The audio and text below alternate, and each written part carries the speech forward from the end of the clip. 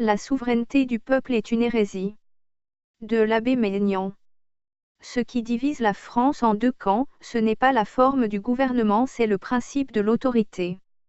Nous sommes en présence de deux doctrines, celle de l'Église, tout pouvoir vient de Dieu, et celle de la Révolution, tout pouvoir vient du peuple. L'une et l'autre peuvent s'adapter aux différentes formes du pouvoir politique. La première a trouvé son application dans les républiques de Venise, de Gênes et des cantons suisses, comme dans la monarchie française. La seconde a dominé les monarchies constitutionnelles, comme les trois républiques qui se sont succédées, en France, depuis la Révolution. Tout n'est donc pas dit quand on s'est proclamé républicain ou monarchiste, mieux vaudrait dire si l'on est partisan ou adversaire de la souveraineté du peuple. Pourquoi, en pratique, la division se manifeste-t-elle plutôt sur la forme que sur le principe de l'autorité? Est-ce pur équivoque et malentendu? Non. C'est que, en réalité, si toutes les formes politiques sont conciliables avec l'une et l'autre doctrine, il en est cependant qui répondent plus complètement à l'une ou à l'autre. La philosophie enseigne que la monarchie est la meilleure forme de gouvernement et si l'Église devait se prononcer un jour sur la question de principe, sans proscrire aucune forme régulière, c'est en ce sens qu'elle le ferait. Nous savons, d'autre part, que les partisans de la souveraineté du peuple préfèrent la République à la monarchie, même constitutionnelle, et l'établissent ou tendent à l'établir partout.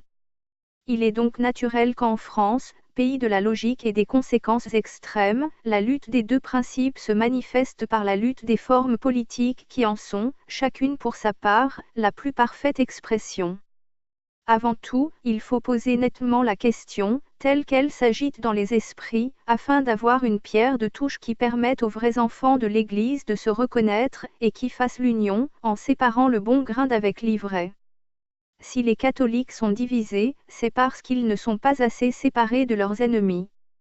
Plusieurs se laissent prendre aux apparences et aux formules, il faut mettre en lumière et en évidence l'objet fondamental du débat et montrer où est l'ennemi, si vraiment on veut le vaincre. Le dogme révolutionnaire de la souveraineté du peuple, voilà l'ennemi.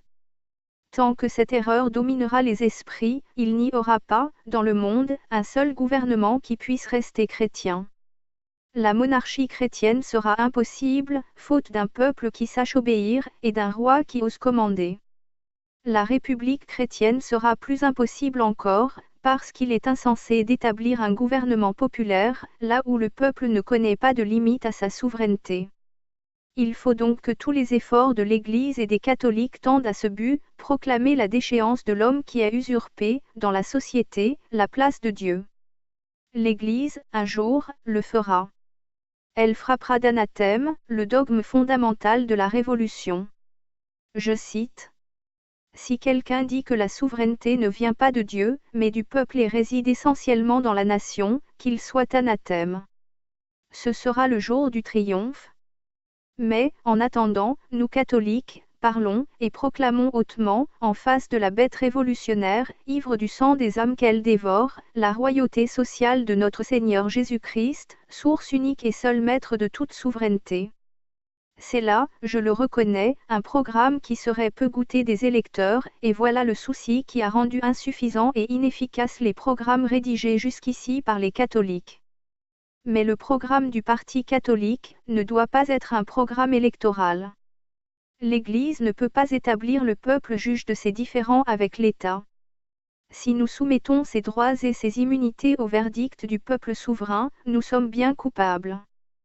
Prenons part aux luttes politiques pour instruire et non pour séduire.